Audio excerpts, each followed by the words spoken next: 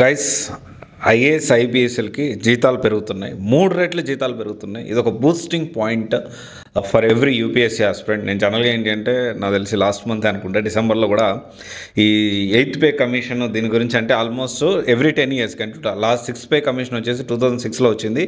అప్పుడు basic pay వచ్చేసి 7,000 దాకా ఉండేది. తర్వాత 7th పే కమిషన్ ప్రకారం 2016 ఇంప్లిమెంట్ చేసినప్పుడు ఆల్మోస్ట్ 18,000 అయింది. సో దీనికి సంబంధించి నేను 8th పే కమిషన్ కొన్ని రికమెండేషన్ చేసింది. అది కేంద్రం అప్రూవ్ చేస్తుందా, అప్రూవ్ చేస్తే ఎప్పటి నుంచి జీతాలు మొదలవుతాయి అనేది చేయకపోవచ్చు, జీతాలు చాలా తక్కువ ఉన్నాయి అన్నట్లు నేను ఒక వీడియో కూడా చేశాను ఆల్రెడీ. అయితే ఇప్పుడు చాలా ప్రతి ఒక్క యూపీఎస్సీ ఆస్పిరెంట్ ఇది ఒక బూస్టింగ్ పాయింట్. ఖచ్చితంగా ఈ 3 రెట్ల జీతం అయితే పెరుగుతూ ఉంది. అండ్ దాని గురించి వీడియోలో మనం డిస్కస్ చేసుకోవాలి. అండ్ జనరల్గా ఏంటి అంటే మీ అందరికీ యూపీఎస్సీ ప్రిపేర్ వాళ్ళందరికీ ఖచ్చితంగా ఈ విషయం తెలుసు. ఈ 6th పే కమిషన్ అని, 7th పే కమిషన్ అని, తర్వాత ఇప్పుడు వచ్చేది ఏంటి అంటే 8th పే కమిషన్. అయితే ఇక్కడ ఏంటి అంటే ప్రతి 10 సంవత్సరాలకి ఈ కొత్తగా కమిషన్ ఒకటి ఏర్పాటై అప్పుడున్న ఇన్ఫ్లేషన్ అంటే కిరాణా సామాన్లు స్థితిగతులను బట్టి ఎంత జీతం పెరిగితే బాగుండని ఒక రికమెండేషన్ అనేది సెంట్రల్ గవర్నమెంట్ పంపిస్తుంది. ఆ సెంట్రల్ గవర్నమెంట్ దాన్ని చూసి అప్రూవ్ చేస్తుంది అనమాట. అయితే ఇప్పుడు లాస్ట్ మనం చూసుకుంటే ఈ 3 రెట్ల జీతం పెరగబోతుంది. ఎలా ఒక అంచనా వచ్చాము అంటే మనం last previous 6th pay commission, 7th pay commission చూడాలి. 6th పే కమిషన్ దాదాపు 7,000 బేసిక్ పే ఉంటే 7th పే కమిషన్ 2016లో వచ్చింది. ఇది వచ్చేసి దాదాపు 18,000 ఉంది.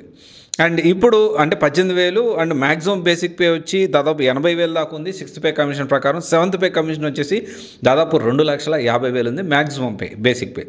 అయితే దీంతోపాటు 8th పే కమిషన్ కూడా లైక్లీ ఇప్పుడు మన 2026లో ఇంప్లిమెంట్ అవ్వచ్చు. అంటే పెరిగిన జీతాలు ఇప్పటికిప్పుడు పడకపోవచ్చు, కానీ 26 నుంచి మనకి ఇది ఇంప్లిమెంట్ అయ్యేదానికి ఛాన్సెస్ ఉన్నాయి.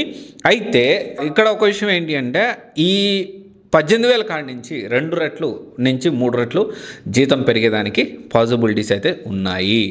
అండ్ ఇక్కడ మనం అర్థం చేసుకోవాల్సిన విషయం ఏంటి అంటే ఈ 2,50,000 కూడా మనకి పెరిగేదానికి ఛాన్స్ ఉంది.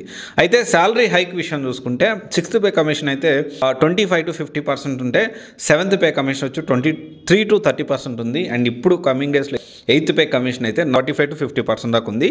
పెన్షన్లో చేంజ్ అయితే లేదు. 7th పే కమిషన్ని కంటిన్యూ చేసేదానికి ఛాన్స్ ఉంది. అండ్ డిఏ చూసుకుంటే దాంట్లో కూడా చేంజ్ లేదు, ఎందుకంటే ఎవ్రీ 6 monthsకి రివైజ్ చేస్తారు ఈ డిఏ అనేది. అండ్ ఇక్కడ మనం అర్థం చేసుకోవాల్సిన విషయం అంటే దాదాపు 1,30,000 వరకు మనకి జీతం అనేది పెరిగేదానికి, అంటే దాదాపు ఇది చాలా వెరీ డీసెంట్ అమౌంట్ అనే చెప్పాలి. ఎందుకంటే దీంతో పాటు మనకి ట్రావెల్ అలవెన్స్ ఇస్తారు, సెక్యూరిటీ, బంగళా అండ్ ఫుడ్, ప్రతి ఒక్కటి ఎవ్రీథింగ్ ఎక్కడికి వెళ్ళినా మనకు కొంత రాయితీ ఉంటుంది. అండ్ డెఫినెట్లీ జనరల్గా ఏంటి అంటే నేను కూడా ఈ యూపీఎస్సీ కంటే కూడా సాఫ్ట్వేర్ జీతాలు ఎక్కువ అనేది, యూపీఎస్సీ ఐఏఎస్ ఐపీఎస్ఎల్ కంటే కూడా సాఫ్ట్వేర్ జీతాలు ఎక్కువ ఉంటాయి ఫెసిలిటీస్ పక్కన పెడితే అని చెప్పి నేను మాట్లాడడం జరిగింది. కానీ ఇప్పుడు 8th పే కమిషన్ ప్రకారం ఖచ్చితంగా ఐఏఎస్ ఐపీఎస్ఎల్ తర్వాతే సాఫ్ట్వేరు, ఎందుకంటే వీళ్ళకి ఇచ్చే బెనిఫిట్స్ చూసుకున్నా ఇప్పుడు వీళ్ళకి ఇచ్చే ప్యాకేజ్ కమింగ్ డేస్లో 26లో ఇంప్లిమెంట్ కాబోయే 8th పే కమిషన్ చూసుకున్నా కానీ ఇంకొకటి కూడా 8th పే కమిషన్ ఏమనిందంటే ప్రతి 10 సంవత్సరాలకు కాదండి, ఎవ్రీ 5 yearsకి ఈ చేంజెస్ అనేవి చేయాలి. మనము ప్రతి 5 సంవత్సరాలకి ఐఏఎస్ ఐపీఎస్ఎల్కి జీతాలు పెంచాల్సిందే అని చెప్పి ఒక రికమెండేషన్ కూడా పంపించింది.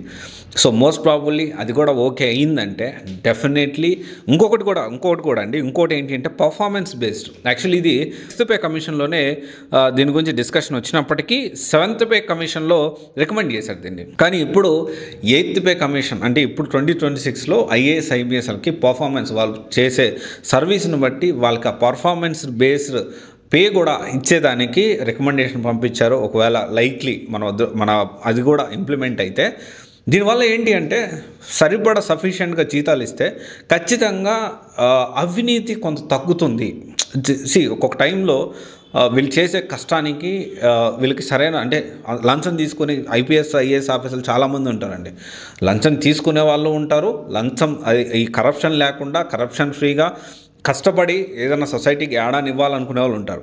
అండ్ ఖచ్చితంగా ఇప్పుడు చెప్తా ఉన్నాను, డెఫినెట్లీ ఈ 8th పే కమిషన్ ఈ ఒకవేళ ఈ పర్ఫార్మెన్స్ బేస్డ్ కూడా ఇంప్లిమెంట్ చేస్తే మాత్రం దీని తర్వాత ఏ జాబ్ అయినా కానీ సో డెఫినెట్లీ ఒక పక్క రెస్పెక్ట్, ఫెసిలిటీసు, ట్రావెల్ ఎలివెన్స్, ఇక ఫెసిలిటీస్ చెప్పమని లేదు.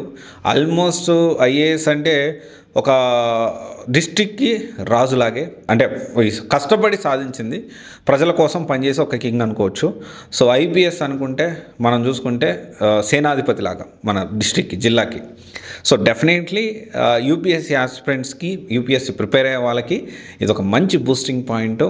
అండ్ మామూలుగా లేవు జీతాలు కానీ 5 years కానీ ఇంప్లిమెంట్ అది కూడా ఓకే అయితే మాత్రం, సో వీళ్ళు పడే కష్టానికి, వీళ్ళు చేసే పనికి డెఫినెట్లీ వాల్యూ అనే అనుకోవాలి. తక్కువేం కాదు, ₹1 ఎక్కువ ఇచ్చినా పర్లేదు. ఎందుకంటే వాళ్ళు అంటే పర్సనల్ లైఫ్ కూడా చాలా తక్కువ ఉంటుంది కంపారిటివ్లీ వీళ్ళకి. ఆల్మోస్ట్ ఇప్పుడు వీళ్ళు ప్రతి పథకం కానీ, గవర్నెన్స్ అంటే పరిపాలన చేసేది వీళ్ళే.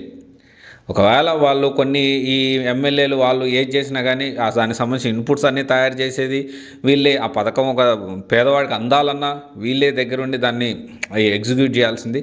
డెఫినెట్లీ ఒక ఐఏఎస్ అనుకుంటే దేశాన్ని మార్చగలిగే శక్తి ఉంది. స్టీల్ ఫ్రేమ్ ఆఫ్ ఇండియా ఊరికే అనలేదు. ఎస్, ఇది ఒకసారి ఆలోచించండి.